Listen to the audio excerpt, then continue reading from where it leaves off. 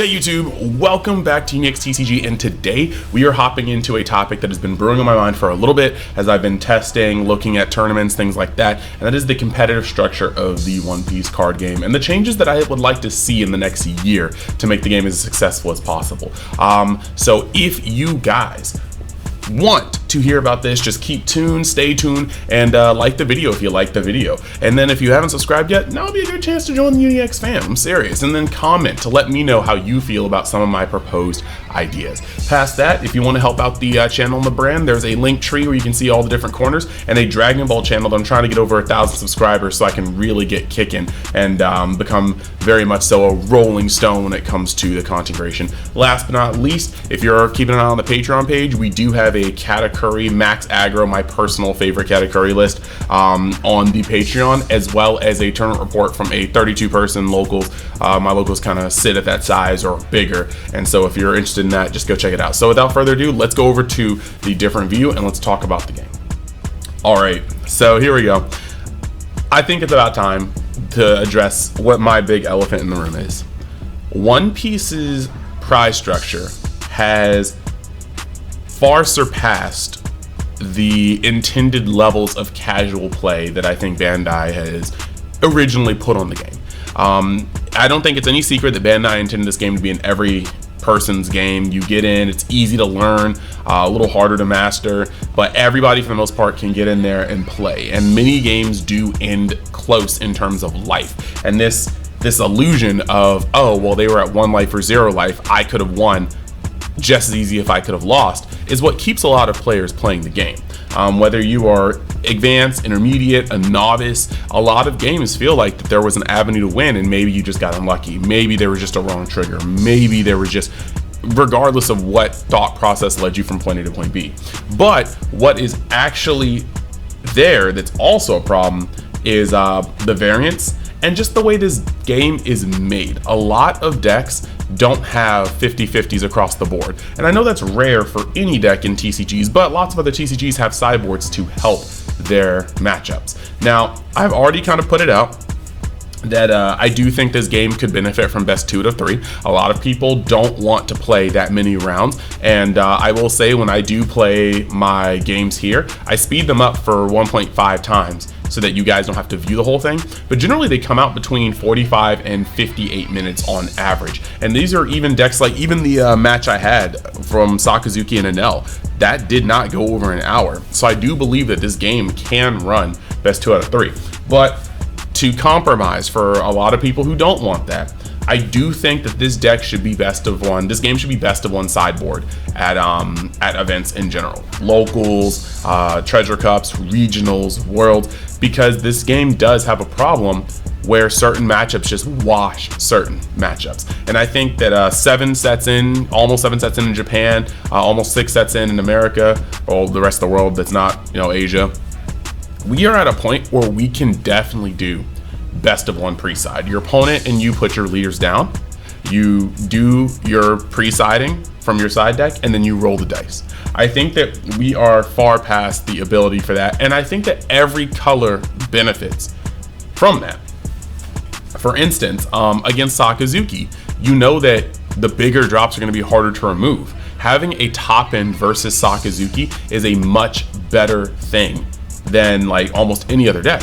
So against Sakazuki, you can side in some of your fatter cards if you are a low to the ground deck like, I don't know, Zoro, where you could start being like, okay, well, maybe I need some 10 cost Luffy's. Maybe if I run it, I need some Shankses. Just things like that.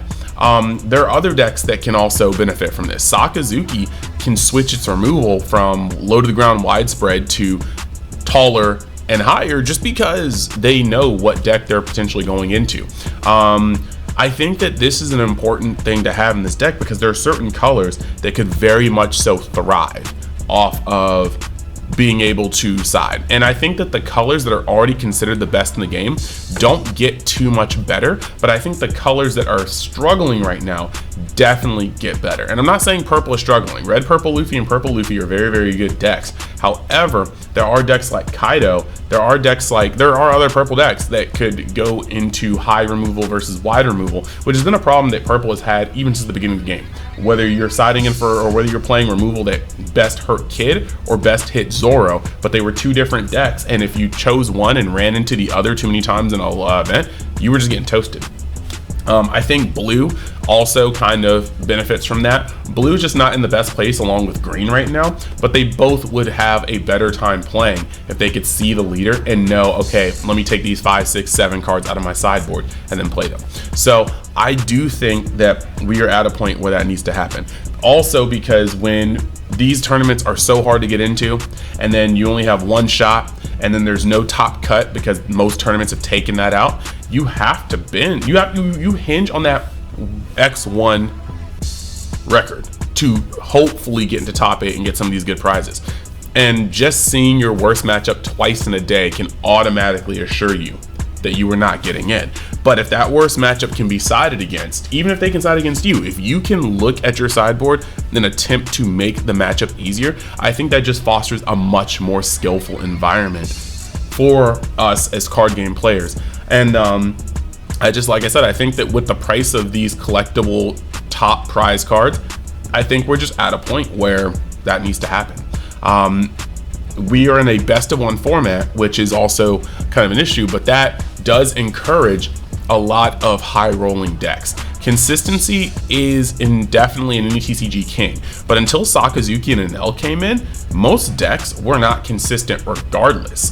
There was decks that were more consistent, like Red had access to more cohesive searchers and things like that, but for the most part, decks and consistency did not go together. And so you would go into these decks that could high roll stupendously and hope that you just get there. It's the only reason why Kaido succeeded in set 1. Yes, Kid was more consistent, but it had lower ceiling, and that kind of becomes a whole thing. But Kaido, if you high rolled 7 times out of your 8-round tournament, you were just going to top, and most people were okay with that playing Kaido. So there's a lot of things I think could benefit, a lot of decks that I think can benefit from the best of one pre-side. Now, moving past that, I am going to talk about dev side balance. We all saw how Red, for the first 3 to 4 sets of the game, had a grip. And it was really just because Red was the only color. Like, 1, Rush is still the best keyword in the game. But 2, Red was the only color that did not have a lot of leader locks, did not have a lot of restrictions. If it was a good red card, you put it in. The first set that had a bunch of leader restricted cards was set 4, and that's why set 4 red cards just generally don't get played. So I do think that Bandai is in this like groove of just giving certain colors balance at or more juice at a time. Yellow was the last color to be added into the game, and it has been getting great cards almost every single set. Cards that just change how this game works. And now we're at a point where you can run 30, 32, even 34 if you want to stretch it, triggers out of a 50 card deck and a mono yellow deck, and you have to worry about that. So I do think that at this point in the game, every color, like I would love it if in set 7, every color but yellow got like 2 cards that gave banish. Banish like on a like good card, maybe banish on a cheap card. And that way, if yellow is ever meta heavy, you could run the banish. Now I do know that banish is a little bit of a dangerous keyword because it hurts a lot of decks, but it hurts yellow more because yellow inherently banks off of getting effects from their life. So with another card, another deck, okay, you're losing a card, but you weren't losing a card that was going to come out for free or, you know, just be played for free and impact the board as well. So I do think that every color but yellow could use some new banish cards, and that would actually, if you really think about it, make multicolored decks potentially the bane of yellow. I think that if you're playing a blue-black deck and you have access to 4 cards that have banish, 2 from blue, 2 from black from set 7, yellow would feel a little worse about facing you because you have access to these cards now. They would have to start expending cards from hand to not take that banish. And I think that that's where we could really be at. You don't even have to tone down yellow. don't do anything completely outlandish, but if we are at a point where we can just now be like, okay, well, every color has 2 more banished cards, dual color leaders get access to more banished cards. Yellow is a little bit checked, okay? And if we had best of 1 pre-side, we would be able to keep those in the side deck or main the ones that are good and keep some other ones in the side deck for the matchup advantage. I think that's pretty much where we need to be. Now, when it comes to this next part, a lot of people aren't going to like this because this does limit deck building. I do think that with One Piece being the way it is, there needs to be more specific leader restrictions. Not on all cards, but on certain cards. I honestly do feel like a boss card should only be able to be used for the most part by their crewmates. I know a lot of people aren't gonna like that, but I think Big Mom is probably worded the best it could have been, in the sense that you have to run one of 3 leaders to play it. You should never be able to cast Big Mom if you're playing Queen. That makes 0 sense. But Big Mom would come to help her son, Charlotte Katakuri. Big Mom would obviously be in her own deck.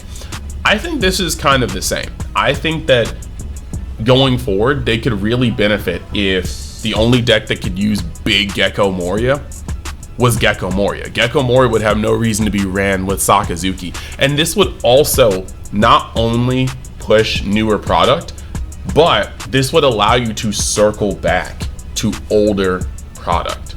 You know, if a broken Yamato card comes out, she would be a buff to every single Odin, every Wano leader that can run her, every Yamato, like every Wano leader. Like even if they just said, if your leader is a Wano type, you may use this card. Like your leader must be a Wano type.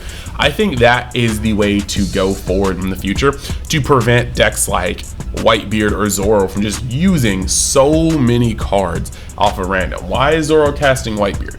I don't know. It's kind of cool, but then you can see that certain decks like Zoro just get to continue using every single card. Like Enel will cannibalize any yellow good cards for quite some time, because to power creep Enel would be insane. But why would you leave Enel if Enel is just going to give you the best chances not to die for the most part? So I do think that the leader locking of boss cards in particular could be good. Let Whitebeard only be used by a Whitebeard Pirates. Now, that being said, I do know that can be a little tricky, because there are going to be sets like the example I just gave. Who are Whitebeard Pirates right now? Ace is dead, Whitebeard is dead, sorry, spoilers. And you've got Marco, who is like ex-Whitebeard Pirates. So I guess that could be weird. They would have to definitely make sure that they are not making like an Edward Newgate card later. But who knows? We could get a young Edward Newgate leader one day, and he would be able to use these Whitebeard cards. So this is kind of what I feel is good. But at the same time, if you released a new Edward Newgate leader and a new Edward Newgate boss, and he can only be used by Whitebeard Pirates, you could go back and use Ace and Whitebeard with them. They could release a Marco leader later. So I really do think that the 3 things I would like to see more going forward to help this game out is, in a perfect world, I would like best of 3 with sideboards, but I think that a good compromise is best of 1 pre-side. I would indeed like to see a cycle of banished cards out, because the triggers are getting a little too wild right now, and yellow is able to simultaneously have some of the best in-game, but also just random effects popping out from life. And then I would like boss cards to be a little more restrictive.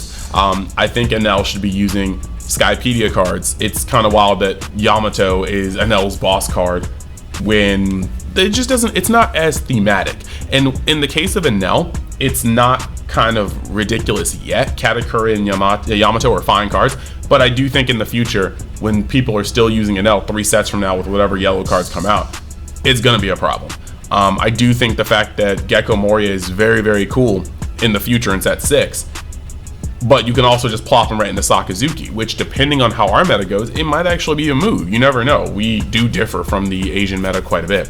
But let me know what you guys think. Let me know how you guys feel about these cards being used in these ways. Let me know what you think about all these 3 points, and I would love to hear you and your thoughts in the comments. So let's see if we can get this video over 100 likes, and I will see you guys next time. Alrighty, welcome back, and it is that time again for the Patreon shout out. Thank you for everybody that goes that little extra mile to help this channel, help this brand. Over on the Patreon, you're gonna find articles that are a little too long to put into video form, where I can really just kind of type out every little minute detail that I want to put in. You'll be getting exclusive looks to deck lists, testing results as well. Right now it's just One Piece, but it's going to expand into Dragon Ball Fusion World very soon, as well as giveaways. It's hard to track down OPO5, so I might have to wait until the Uta deck, or just make sure I pick up an extra box of OPO6 when it drops for the next one. But yeah, that being said, I want to give a quick shout out to the realm of Xers, the highest of the high, the Birars, the Brysars, and the Big Daddy Flapjacks. Thank you for going the extra mile to support the channel, and I will see you guys in the next video or article later.